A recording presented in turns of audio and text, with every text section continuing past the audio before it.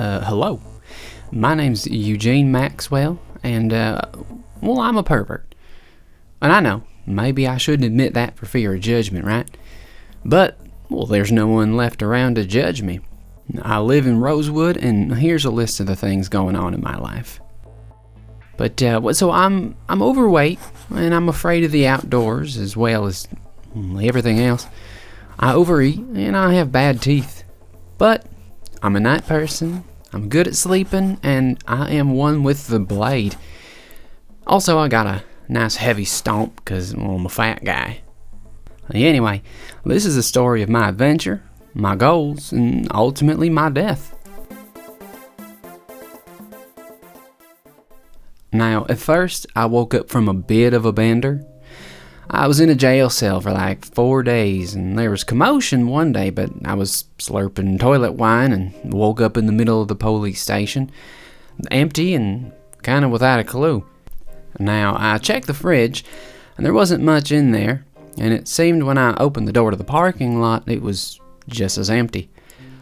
Figured the best thing to do was start stealing from the cops' desks. Something felt weird. It felt off. Right? This place shouldn't be so barren. It's never been this uninhabited. The halls were dusty and quiet. So, hey, whatever. I went into the locker room and took myself a nice pair of shoes and some gear, a fanny pack, a holster, some nightsticks. I made my way into the dispatch room and found a key. Then, I took a brief moment to explore one of my favorite places. And, in the police station, I felt liberated. My cell was empty. They gave me the isolated one because I was trying to lick some of the other inmates. And then it hit me. This place was empty. And I had the key. I could take their guns. So I did just that.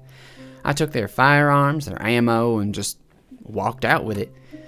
Something was definitely amiss, but I've always wanted to shoot a gun, and this was awesome.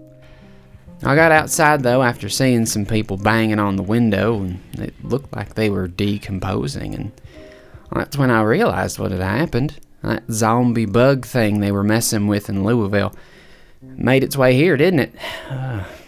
Everyone was gone. But just then, two people, or zombies, feels weird saying that out loud, they started shuffling at me, so I began loading the guns with ammo, and I walked into another one.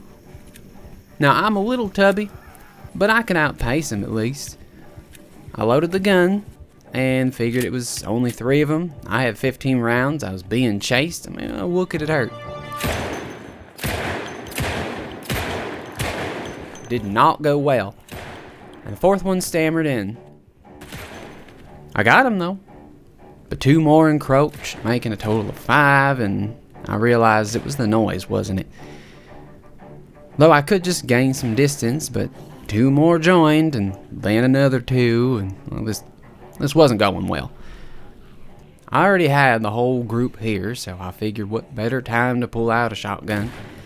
I killed 3, but I attracted more than that, and this group of monsters was growing exponentially, and the whole time I just hated being outside, and this is why I hate being outside, man. I realize I'm carrying a bit too much, though, and all this panicking is making me hungry, too. But everywhere I turn, more of these freaks keep piling in. But I kept putting distance between us and shooting, distance and shooting. Well, the group kind of doubled in size within a few minutes, and then I started to feel my legs burning. Oh, Stacy. I remember her from high school. She got me suspended for stealing her socks out of a gym bag. Dumb wench. So I made sure to stop specifically and take that shot. Her in the green pants. It felt good shooting her in the face, finally. Anyway, I started getting used to this shooting thing a little more, and it was taking a lot out of me, but seemed to be only getting worse. I had a lot of shotgun shells, but not that many. And watch my little lungs bounce. You know what that means? It means I was running out of breath because I don't ever exercise. So I took a jog through and ran toward a field and hopped a fence. I lost my fedora, and that is a gentleman's hat, and I will be back for it. But I tripped and scratched my stupid arm. I had to take off my shorts and rip them up to make a bandage, but it'll do for now.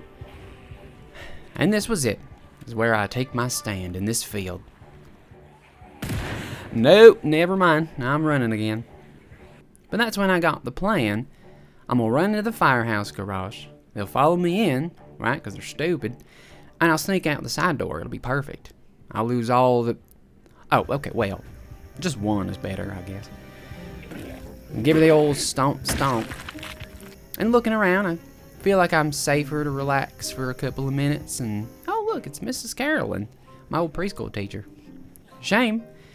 But she always gave me less teddygrams than the other kids, so beat down it is. I managed to hop the fence and kill the neighbors, and, you ladies won't be needing these, right? Any hoozle, I thought I'd try to hunker down in this house, and the whole town's gone, right? They're not gonna miss it. I gotta get home eventually, but I'll stay the night here, whatever. Hunger set in, as it always does, so I threw on some food and had a quick bite to eat. And I ran upstairs because I heard some banging on the door, and wouldn't you know it, there's someone in there. So I brought the pain, and again from the guest room, then the bathroom.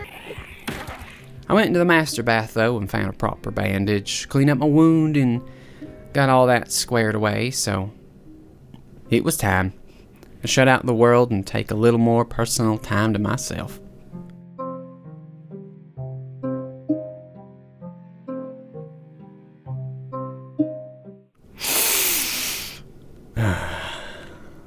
This apocalypse doesn't seem so bad.